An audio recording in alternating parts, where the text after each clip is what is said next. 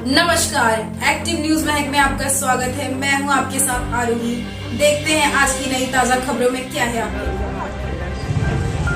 काय सांगाल, सर्वात मोठी कारवाई करण्यात आली नालासोपारामध्ये नायजेरियनवर किती ड्रग्ज जप्त करण्यात आलेले आहे, काय नेमकी माहिती? आपल्या सर्वांना माहिती आहे की काही नागरिक विदाऊट पासपोर्ट विदाऊट विजा आपल्या देशात वास्तव्य करतात.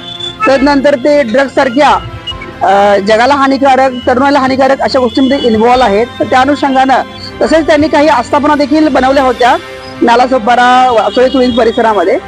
तर ती प्राप्त माहितीनुसार आपण काल कारवाई केली होती. यामध्ये 240 नायजेरियन, युगांडा, घाना, शेरव्या देशाचे नागरिक आम्हाला प्राप्त झालेले आहेत. त्यांचे डॉक्युमेंट आम्ही त्यांना मागितले होते, विजा मागितला होता, त्यांनी त्यावेळी आम्हाला दिलेलं नाहीये.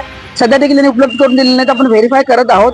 तर या मोहिमेमध्ये आम्हाला एका ठिकाणावरून 2 किलो कोकेन आणि 8 किलो MD अशा प्रकारे ड्रग्ज मिळाले होते. त्या अनुषंगानं तुळील पोलिसांना गुन्हा देखील दाखल आहे आणि त्यामध्ये 2 आरोपी, महिला आरोपी अटकेत आहेत.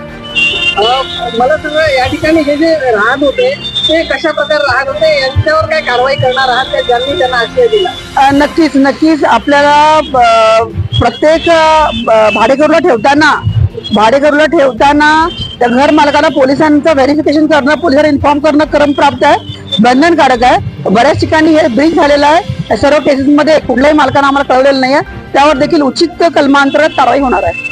लोकांना काय आवाहन करा? लोकांना एवढंच आव्हान राहील की अशा प्रकारे एकतर देशाची सुरक्षा, लोकांची सुरक्षा, समाजाची सुरक्षा याकरिता भाडेकरू ठेवताना कुठले असतील तर त्याचं व्हेरिफिकेशन होणं, पोलिसांना इंटिमेट करणं गरजेचं आहे, बंधनकारक आहे. तर त्या अनुषंगानं लोकांनी काळजी घ्यावी.